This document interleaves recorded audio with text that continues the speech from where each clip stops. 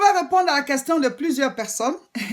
Cette question concerne les faux responsables d'église, les faux dirigeants d'église, c'est-à-dire des gens qui sont à la tête des assemblées ou alors qui sont des responsables, qui ont des postes reconnus dans l'assemblée, mais qui en fait sont des faux. Voilà. J'aimerais avant toute chose dire que Jésus-Christ lui-même, il a dit qu'il aura des faux prophètes. Donc, ce n'est pas étonnant du tout. Il nous avait déjà avertis.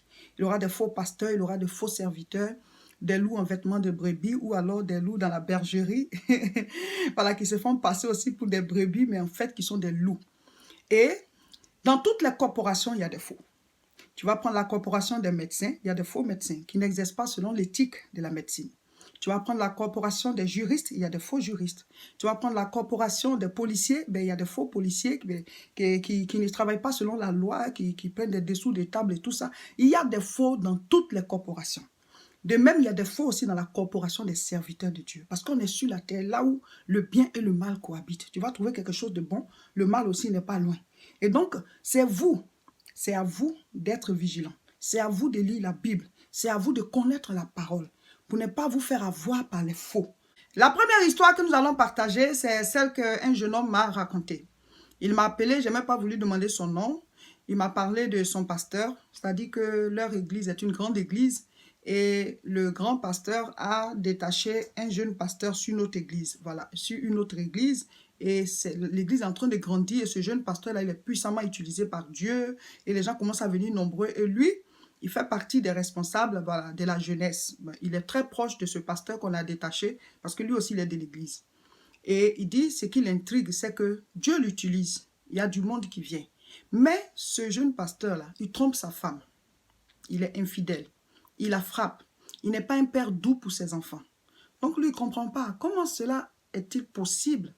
Est-ce possible que quelqu'un ait une telle vie et puis en même temps, on a l'impression que c'est Dieu qui l'utilise. Est-ce que c'est possible? C'est sa question. Donc ça l'intrigue. Il ne sait pas qu'est-ce qu'il doit faire pour ce jeune pasteur-là. Est-ce qu'il faut le dénoncer ou bien est-ce qu'il faut prier pour lui? Il aimerait des réponses. Je lui ai dit, reste à l'écoute. Dieu fera qu'on puisse un jour en parler. Chers frères et sœurs, voici l'histoire. Mais il me demande, est-ce que c'est possible? La première réponse que je vais donner, oui, c'est possible. C'est bien possible que on ne se soit pas réellement donné au Seigneur et qu'on fasse toutes ces choses, on sert Dieu et puis il y a des résultats. Matthieu chapitre 7, verset 22, ça prend tout son sens ici, ça prend tout son sens. Le Seigneur, il a dit quoi? Il dit, plusieurs me diront en ce jour-là, c'est-à-dire au dernier jour, n'avons-nous pas prophétisé par ton nom? N'avons-nous pas chassé les démons par ton nom? N'avons-nous pas fait beaucoup de miracles par ton nom? Et il a dit, il va répondre quoi? Il va dire, arrière de moi, vous qui commettez l'iniquité, je ne vous ai jamais connu. Vous qui commettez l'iniquité, vous voyez, il précise, ça veut dire quoi? Tu fais tout ça, mais au fond, tu vis mal. Tu fais tout ça, mais au fond, ton cœur n'est pas converti. La Bible dit, repentez-vous et convertissez-vous. Beaucoup se sont arrêtés au niveau de la repentance. Ils se sont repentis, ils ont cru. Parce que la Bible dit, voici les miracles qui accompagneront ceux qui auront cru. Donc quand tu crois là, tu peux chasser les démons. Quand tu crois, tu peux prier pour les malades. Des choses peuvent se passer. Mais si tu n'es pas converti, tu ne vas pas rentrer au ciel. Parce qu'il faut se repentir et se convertir. Prenons le cas de Judas. Judas faisait partie des apôtres du Seigneur. Il chassait aussi les démons. Il prêchait aussi. On les envoyait faire des miracles. Mais à la fin, qu'est-ce qui s'est passé? Judas s'est suicidé. Pourquoi? Parce qu'il a vendu le maître. Pourquoi il a vendu le maître? Parce que son cœur n'était pas converti. Il suivait Jésus. Mais celui qui gardait la caisse, il était le trésorier. Il volait l'argent là. Et chaque fois qu'on venait honorer le Seigneur, c'est Judas qui s'opposait. Donc c'était un traître de l'alliance. Il y a des gens parmi nous qui sont des traîtres. Ils sont là, mais leur cœur n'appartient pas à Dieu. Ce sont des loups en vêtements de brebis. Donc mon frère, ma soeur, prie pour lui. Prie pour une telle personne. Et si la personne ne veut pas changer, éloigne-toi d'elle. Parce que ça plaît là, ça va te contaminer. Si la personne ne veut pas changer, elle va te contaminer. Tu vas te dire que oui, il faut regarder aux fruits. Il faut regarder, aux dons de l'esprit. Alors qu'il y a les dons de l'esprit, il y a le fruit de l'esprit. Le fruit, c'est l'émanation de la maturité spirituelle. Les dons, Dieu te les accorde parce que tu as cru. Mais le fruit, la paix, la joie, l'amour, ça dit une vie de douceur, de bienveillance, de maîtrise de soi. Ça, c'est la maturité spirituelle. Donc, si tu dis que tu es vraiment chrétien, tu dois manifester le fruit de l'esprit. Maintenant, les dons, Dieu nous les accorde. Tu peux manifester les dons, puis à la fin, tu te retrouves en enfer. À la fin, tu te retrouves en enfer. Donc, mon frère, c'est bien possible que quelqu'un soit utilisé et puis au fond, il n'est pas chrétien. Au fond, il est coléreux. Au fond, il est méchant. Au fond, il est infidèle. Au fond, il est rancunier. Tout ça est là. C'est ça qui va le conduire en enfer. C'est ça qui va faire que le Seigneur va dire arrière de moi. La deuxième histoire, la voici. C'est une jeune fille qui m'a expliqué ceci. Elle me dit que dans son église, le pasteur a fait des groupes de jeunes. Parce que comme il y a plusieurs jeunes dans l'église, pour pouvoir faire leur suivi spirituel, ils ont formé des diacres, des diaconesses, et on les a établis comme des aumôniers, voilà, de ces groupes de jeunes-là. Et donc, le groupe et leur groupe, ils ont mis un aumônier avec son épouse, monsieur et madame, qui suivent ce groupe. Voilà, chaque groupe a son aumônier. Et donc, le couple a pris les numéros, voilà, de chaque jeune, comme ça, ils vont faire les réunions, ils vont s'appeler, ils vont s'inviter et faire les, voilà, les enseignements, le suivi spirituel. C'est bon, c'est bien, non? Voilà. Elle dit un jour, elle est là, son portable sonne, c'est leur aumônier, là. Mais cette fois-ci, il appelle sans sa femme. Ah, c'est telle jeune fille? Oui. Ah, donc, on a une petite réunion dans un restaurant, là. On a invité tous les jeunes du groupe. Si tu peux nous rejoindre ici, voilà, moi, je démarre comme ça. Voilà, on se retrouve là-bas, les autres jeunes aussi vont venir. Comme elle n'a pas les numéros de téléphone des autres jeunes, elle ne sait pas que, bon, elle sait rien. Elle dit, ok, c'est à quelle heure? On lui donne l'heure du restaurant. Il dit, oui, c'est moi qui m'en occupe et tout ça. Et donc, elle y va. Elle arrive, elle voit que, bon, rien ne montre qu'il y a un rassemblement qui va se faire dans ce restaurant. Et elle est arrêtée, en même temps, elle le voit arriver. Ah, ça va, tu es arrivé? Oui, oui, ok. On y va, on va commencer à commander tout ça. Elle dit, mais on va commander quoi? Et les autres jeunes? Et votre femme? Il dit, non, laisse, ils vont venir, ils sont juste en retard, on va commander, on va s'installer. Elle dit, elle a commencé à hésiter. Non, non, non, tu n'as pas confiance en moi, avance, on va aller commander, ils vont venir. Et donc, elle dit, ok, tu veux manger quoi? Elle dit, la boisson, tout, ils s'installent, les deux sont assis.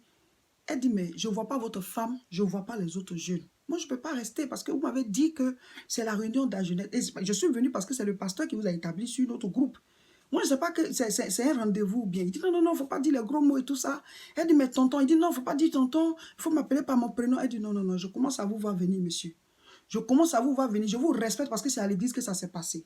Je vous respecte parce que c'est à l'église qu'on a dit que vous êtes notre responsable. Je ne serais même pas venu ici. Vous êtes un menteur, vous êtes un faux, vous êtes un loup.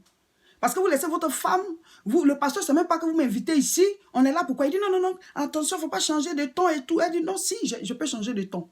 Il dit mais qu'est-ce que pourquoi moi je vais vous draguer? Elle dit non, je n'ai pas encore sorti le mot drague. C'est une histoire quoi. Vous voyez. Mais là où il est, il a en mauvaise position parce que tu invites la fille, tu as dit que les autres jeunes vont venir, ils ne viennent pas et tout. Et donc la question qu'elle pose, faut-il dénoncer ce monsieur-là au pasteur? Qu'est-ce qu'il faut faire, tout et tout? Moi je lui ai dit, il faut prier pour lui et demande à Dieu ce qu'il faut faire. Demande à Dieu ce qu'il faut faire. Donc, je vous soumets ça, au moins, vous pouvez répondre. Qu'est-ce qu'elle doit faire? Doit-elle dénoncer le monsieur? Doit-elle faire quoi? Moi, je lui ai dit, prie d'abord pour que Dieu te convainc. Parce que moi, en tant que pasteur, je ne vais pas te dire, va le dénoncer ou bien il ne faut pas le dénoncer. Ce que Dieu va te mettre à cœur, c'est ce que tu dois faire. Voilà. Donc, chers frères et sœurs, à partir de toutes ces histoires-là, j'aimerais parler de ce fait-là. On peut dire qu'on est chrétien. On peut être parmi les brebis. On peut même être parmi les responsables. Et on n'est pas bien converti. On n'est pas bien converti. Donc, c'est à vous de lire la Bible. C'est à vous de connaître la parole de Dieu. Vous ne pas vous laisser emballer. Elle, au moins, elle est assise dans la foi. Si c'est quelqu'un qui te va dire que peut-être que le gars, il l'aime, et tu vas commencer à coucher avec lui, tu vas commencer à sortir avec lui. Pourtant, tu connais sa femme, et à l'origine, tu étais parti à l'église pour te convertir pour ta foi chrétienne. Vous voyez, on va tous à l'église, il y a des brebis qui sont pas bien affermis. Donc, il y a des loups qui sont là, qui viennent les déraciner. Donc, toi, tu dois lire ta Bible pour ne pas qu'un loup te déracine. L'enfer est sérieux. La vie éternelle aussi est sérieuse. C'est ton salut qui est en jeu. Tu vas commencer à sortir avec lui. Donc, toi, tu as fui le péché pour venir dans l'église, là. Tu vas venir commettre péché encore dans l'église. C'est où on va te délivrer. C'est où tu vas changer de vie. C'est à partir de quand tu vas devenir vrai chrétien. Donc, elle ne s'est pas laissée faire, puis elle est sortie, elle l'a laissé là-bas. Vous voyez. Et maintenant, chaque dimanche, il se regarde comme ça à l'église. Il pense qu'elle va dire, est-ce qu'elle ne va pas dire à sa femme, est-ce qu'elle va dire, mais ça, c'est qui ça? C'est un sorcier, même si on veut voir. C'est un serviteur de Satan. Chers frères et sœurs, ça se passe comme ça. Mais ça ne veut pas dire que l'église est mauvaise. Ça ne veut pas dire que le pasteur est mauvais. Ça ne veut pas dire que tous ceux qui sont là sont mauvais. Ça ne veut pas dire que la Bible est mauvaise. La parole est là. Celui qui veut, il l'applique. Celui qui ne veut pas, il ne l'applique pas. La parole est puissante pour celui qui y croit. La parole transforme la vie de celui qui veut. Jésus dit, je me tiens à ta porte et je frappe. La porte de quoi? De ton cœur. Si quelqu'un n'a pas ouvert son cœur, Jésus ne peut pas rentrer pour le délivrer. Quand Jésus est rentré dans le temple, c'est pendant qu'il était dedans qu'il a fait sortir, il a jeté tout ce qui devait pas être dans le temple à Jérusalem. Donc il faut qu'il soit déjà dedans dedans pour faire sortir ce qui n'est pas bon. Mais si tu ne fais pas rentrer Jésus dans ton cœur et que tu ne fais que jouer la comédie, montrer aux gens que tu es chrétien, un tombeau blanchi, Jésus lui-même il a dit ça, il dit tombeau blanchi, on met la peinture dehors, on met les carreaux dehors, mais dedans ce sont des ossements desséchés, ça sent mauvais. Il y a la vie de certaines personnes qui sont comme ça. Et malheureusement, ces personnes arrivent à tromper la vigilance et se retrouvent en position de force, établies sur des églises ou même sur des postes de responsabilité dans l'église et qui détruisent les fidèles. Donc c'est à vous de faire attention. Quand tu vois que ce n'est pas de Dieu, tu te retires, tu te défends. L'enfer est réel. Je veux parler à nous tous, que tu sois responsable d'église, que tu sois simple fidèle. Si tu es en train de suivre cette vidéo, je veux te dire que les enseignements que moi je mets sur Internet, c'est pour le salut de votre âme. Pourquoi on se donne à Dieu? C'est pour préparer notre salut. Parce qu'un jour, on va quitter la terre. Il y en a qui disent, ne croient pas à la vie éternelle. Mais au moins, tu sais que tu vas mourir. Voilà. Et comme on ne sait pas où on va après la mort, il faut quand même s'inquiéter. Il faut se poser des questions. Or, la Bible est la parole de Dieu. La Bible existait avant que nous, on devienne sur la terre. Et ce qui est écrit dedans se manifeste sous nos yeux. Mon frère, ma soeur, la Bible nous a parlé de 666. Aujourd'hui, on voit des signes de 666. Il y a plein de choses qui sont en train de se réaliser sous nos yeux. Donc, mon frère, ma soeur, ce n'est pas la blague. Donc, c'est une affaire de salut. Donc, quand tu es en train de suivre comme ça la vidéo, là, ce n'est pas pour venir poser un commentaire pour dire, ah, il y a tel homme de Dieu aussi qui fait ça, il y a ceci. Ce n'est pas un lieu de jugement des hommes de Dieu ou des responsables d'église. J'ai répondu à la question que certaines personnes m'ont posée. Ce n'est pas parce qu'il y a certains qui sont mauvais que ça veut dire que tout le monde est mauvais. Pendant qu'on est en train de mettre la vidéo, que toi, tu la suis là, remets ta vie en cause. Si tu es responsable d'église, demande-toi, est-ce que toi-même, là, tu ne fais pas certaines choses qui sont hors de la parole de Dieu? Si tu es juste un fidèle, demande-toi toi-même, est-ce que tu ne fais pas des choses qui sont aussi hors de la parole de Dieu? Parce que quand on soit responsable, qu'on soit simple fidèle, si on ne met pas la parole de Dieu en pratique, on sera rejeté. On sera rejeté, c'est ce qui fait mal. On va se retrouver là où la fumée du tourment monte au siècle des siècles. Non, ce n'est pas la blague. Ici, ce n'est pas pour venir jeter la pierre à quelqu'un pour dire que lui là, il est comme ça, lui là, comme ça. Ça veut dire que toi, tu oublies tes propres péchés. Tu as oublié que toi aussi tu pêches. Quand Jésus, on devait lapider la femme adultère, dit toi-même tes propres péchés. Vos péchés, vous avez oublié. Jetez la pierre, on va voir. Donc quand tu lapides, tu parles de quelqu'un d'autre là. Tu t'oublies. Oh, chacun de nous a ses péchés. Repentons-nous et convertissons-nous pour avoir la vie éternelle, pour avoir le salut véritablement. Ne faisons pas de micmac, ne faisons pas du flou parce que ça va nous rattraper. Éphésiens chapitre 6, verset 19. L'apôtre Paul dit, priez pour moi. Mon frère, ma soeur, tu dois savoir qu'il faut prier pour tes pasteurs. Priez pour tes responsables d'église. On a besoin que vous priez pour nous. La manière dont les responsables d'église s'occupent de vous spirituellement, ces responsables aussi ont besoin de vos prières. Parce que Satan fait tomber beaucoup dans le péché et Satan envoie aussi ses faux serviteurs venir se mélanger aux vrais serviteurs. Donc la prière va amener le Seigneur à agir parce que Dieu agit par nos prières. C'est pour ça qu'il dit de prier. C'est nous qui devons dire que ta volonté soit faite sur la terre comme au ciel. Sans cela, Dieu ne peut pas agir parce qu'il nous a donné la terre et c'est à nous de l'inviter. Ce sont les lois spirituelles. Donc, quand vous priez pour vos responsables d'église, le Seigneur étend sa main. De la manière dont eux, ils vous aident, vous aussi, vous devez les aider dans la prière. C'est très important. Et quand ça ne va pas, il faut intercéder, prendre des mots d'intercession, de jeûne et prière afin que Dieu étende sa main sur l'assemblée et que sa présence soit là et que le péché soit chassé, que les œuvres des ténèbres soient dévoilées et que l'église puisse avancer. Amen.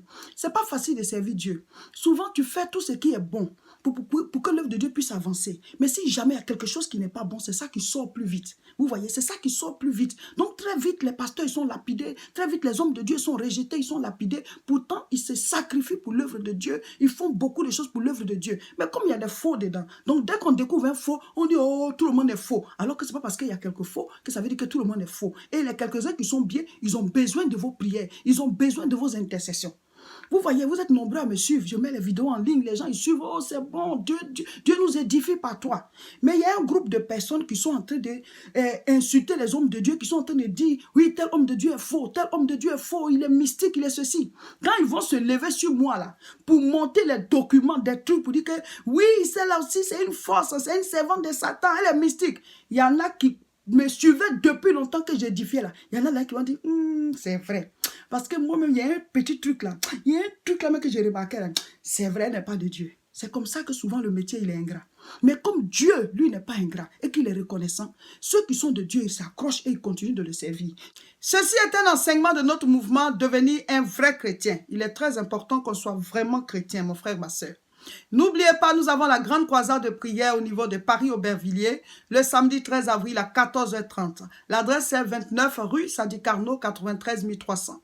Le Saint-Esprit se manifeste vraiment. La parole est enseignée, l'onction se manifeste. Venez prendre votre délivrance, venez prendre l'ouverture des portes, venez prendre l'enseignement, la révélation. Tous à Aubervilliers le samedi 13 avril à 14h30. Le thème c'est « Recevez le Saint-Esprit ». Pour me suivre, ce n'est pas compliqué. Cliquez sur s'abonner ou bien sur j'aime. Ce n'est pas payant, mon frère, ma soeur. Donc, abonne-toi. Comme ça, tu ne rates pas les vidéos qui vont venir bientôt. Que Dieu vous bénisse et partagez massivement.